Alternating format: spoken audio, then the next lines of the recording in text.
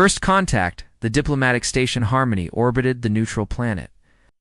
Nexus like a gleaming silver ring against the backdrop of endless stars. Dr. Alex Chen stared out the viewport, his dark eyes reflecting the distant nebula as he absently adjusted. His medical pack, nervous about the summit, asked, Sarah Isaacs appearing beside him, her commander uniform crisp against her tall frame, just realistic. Alex replied with a slight shrug the Azurians have kept to themselves for centuries. And suddenly, they want peace talks? Something feels off. Sarah smiled. That's why we brought our best exobiologist and medical officer. She gestured toward the approaching vessels. Their delegation arrives in an hour. Get some rest, Alex nodded, but knew sleep would elude him. The United Earth Coalition had been locked in a Cold War with the Azurian Empire for decades. This summit represented the first real chance at lasting peace. The station alarm blared without warning, unidentified craft approaching. At high velocity, the AI announced impact imminent. Alex rushed to the emergency bay as reports flooded in. A small AHL Azurian scout ship had broken formation, suffering catastrophic engine failure. The vessel crashed on Nexus surface below. I need a medical team now, he shouted, gathering emergency supplies. Someone important was on that ship minutes later. Alex found himself descending through Nexus atmosphere in a rapid response shuttle. The wreckage came into view, a twisted mass of iridescent metal against the planet's blue-green landscape. Life signs detected, Cooper the pilot announced. One survivor, but readings are unusual. Alex approached the crash site cautiously. The hull had cracked open like an egg, revealing the sleek interior. Amid the wreckage lay a figure draped in flowing silver robes. Now torn and stained, her skin was a soft lavender purple with delicate patterns swirling across exposed areas of her shoulders and face. Hello, Alex called, keeping his voice gentle. I'm Dr. Chen from Harmony Station. I'm here to help. The figure stirred, revealing eyes that shimmered like liquid mercury. They widened at the sight of him. Stay back, human, she warned, her voice melodic despite her obvious pain. I am Princess Naya. Of the Azurian royal house, you shouldn't be near me. Alex activated his translator and approached slowly. You're injured? Your ship crashed. Princess, I'm a doctor. The summit, she whispered, trying to rise. I must attend. I carry my mother's authority. Please remain still, Alex said, kneeling beside her. Scanner indicated multiple injuries, though nothing immediately life-threatening. I need to assess your injuries. The royal delegation will be searching for me, she said, wincing as she shifted. This wasn't an accident, Dr. Chen. Alex paused. What do you mean, Princess? Naya's mercury eyes locked with his. Someone sabotaged my vessel. There are those who don't want peace between our people. She grimaced, suddenly clutching her side. I need to treat you now, Alex said firmly. Politics can wait, as he began applying emergency treatment to her wounds. Alex couldn't help but notice the intricate patterns beneath her skin seemed to pulse with their own light. The summit had just become infinitely more complicated, and so had his mission. Sacred healing. The emergency shelter materialized around them as Cooper deployed the field unit. Alex worked methodically, examining Princess Naya's injuries in the soft blue light of the portable medical bay. These lacerations aren't serious. He murmured, more to himself than to his patient. But I'm concerned about potential internal injuries. May I scan you more thoroughly, Princess? Naya regarded him with cautious eyes. You may proceed, Dr. Chen, but understand that Azurian physiology differs significantly from human. Our vital organs are protected by crystalline lattice beneath our skin. Alex nodded, adjusting his scanner. I've studied xenobiology extensively, though. I'll admit the Azorian medical database is limited. The device hummed softly as it passed over her torso. Several crystal lattice appear fractured. I need to apply a regenerative field to prevent further damage. You understand our biology better than most humans, Naya said with surprise evident in her voice. It's my job, Alex replied, preparing a translucent patch that glowed with nanomedicines.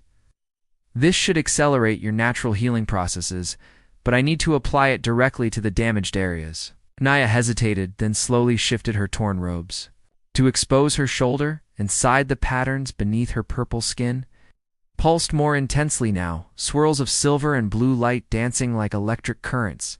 These patterns, Alex said with undisguised fascination. They're beautiful, they are. Our essence paths, Naya explained, watching his careful movements. They carry our life energy similar to what humans might call a soul. They also reflect our lineage and status. Alex worked carefully, applying the patches to the areas where his scanner indicated damage. As he reached her shoulder, he noticed a distinct pattern, unlike the others. Spiral formation that seemed to glow with particular intensity near her collarbone. And this one, he asked, his professional curiosity overriding his usual restraint. It's different from the others. Naya's expression softened slightly. That is my bonding mark. All Azurian royalty bear one. It represents our capacity to form a life bond with another. It remains dormant until activated, Alex nodded, focusing on a laceration that crossed dangerously close to the spiral pattern. With careful movements, he cleaned the wound and prepared to apply the final healing patch. This might feel unusual, he warned. The nanomedicines will integrate with your natural healing processes. As he applied the patch, his fingers accidentally brushed across the spiral. Marking the contact lasted only a moment, but the reaction was immediate. The pattern flared with brilliant light, bathing the shelter. In a blinding silver glow, Naya gasped sharply, her entire body going rigid beneath his hands. What happened? Alex asked, alarmed. Did I hurt you? When the light faded, Naya stared at him with an expression of shock. You've just claimed me, she whispered, her voice barely audible. I've what? Alex pulled back, confused. The bonding mark, she said, her voice trembling slightly. It responds only to touch from one's true life mate. When touched, it initiates the claiming ritual you've just initiated. Royal life bond with me? Alex's mind raced. That's impossible. I'm not even Azurian. There must be some mistake. The mark does not make mistakes, Naya replied, her composure returning, though her eyes remained wide with shock. In all our history, there has never been a cross-species bonding, but the mark has awakened. Our energies are now connected. Can it be reversed? Alex asked, desperately aware of the diplomatic catastrophe unfolding. Naya's expression grew solemn. A bond once initiated cannot be broken. It is the foundation of our royal lineage, our most sacred tradition. The communication device chirped, interrupting the tense moment. Dr. Chen Sarah's voice came through. Azurian vessels are demanding Princess Naya's location. They're threatening to consider her disappearance an act of war. What's your status? Alex met Naya's mercury gaze, uncertainty hanging between them. We have a situation, Commander, he replied finally, one that's considerably more complicated than a crash. Inform your commander, Naya said quietly, that I am safe, but that circumstances have changed dramatically.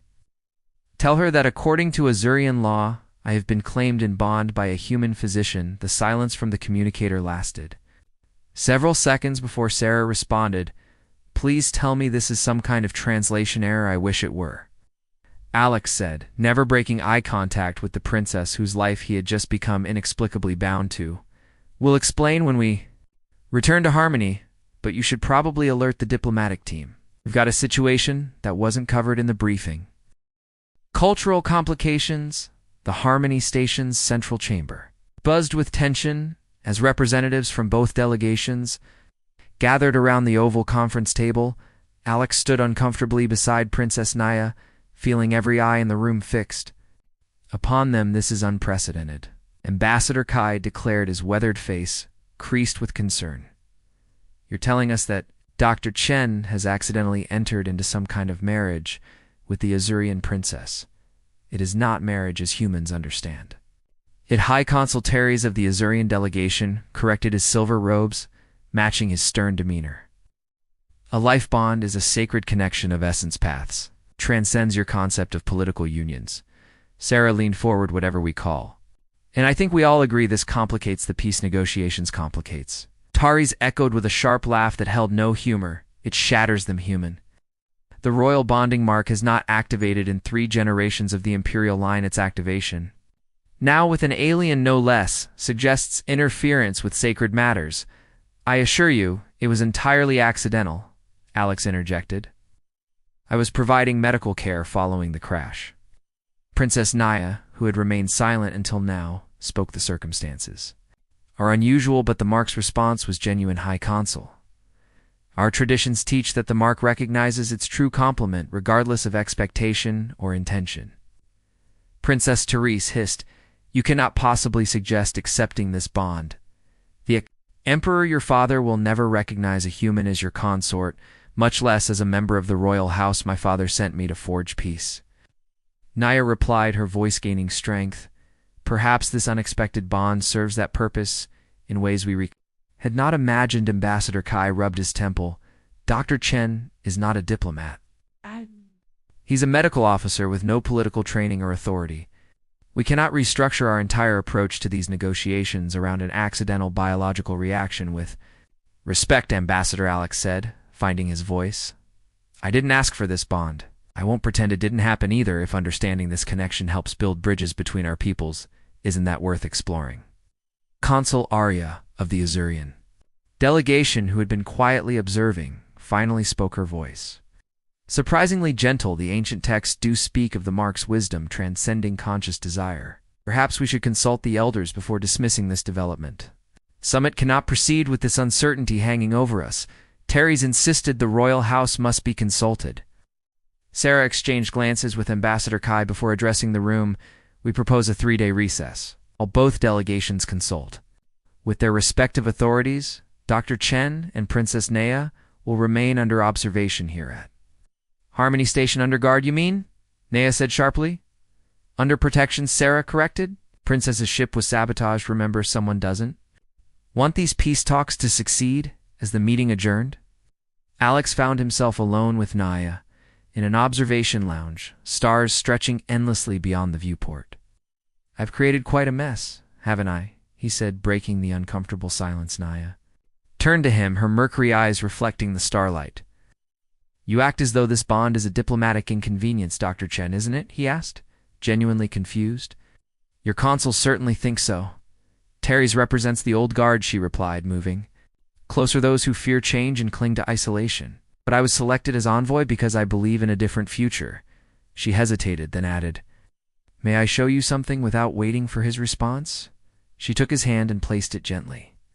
Over her bonding mark, the spiral pattern illuminated beneath his touch, casting soft light between them. Alex felt a strange warmth spreading up his arm across his chest. What is that? He whispered. The beginning of understanding, Naya said softly.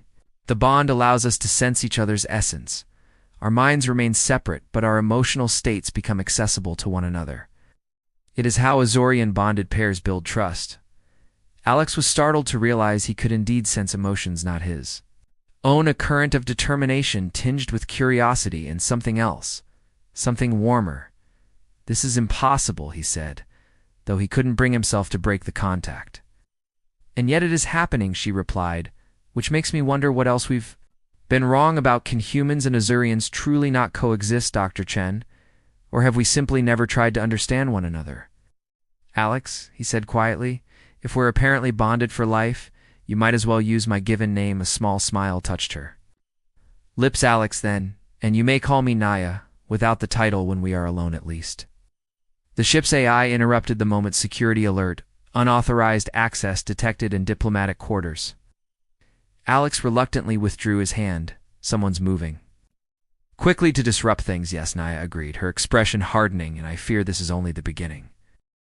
Hidden threats. Intruder detected in Section 5. The station AI announced as Alex and Naya hurried through the dimly lit corridor, accompanied by Sarah and 2 security officers. The saboteur must have followed us from the planet, Alex said, keeping pace with Naya, whose injuries had largely healed thanks to the nanomedicines and her remarkable Azurian recovery capabilities. They're targeting the treaty document, Sarah replied, checking her weapon. Whoever it is doesn't want just the princess dead. They want to destroy any chance of peace. A taste.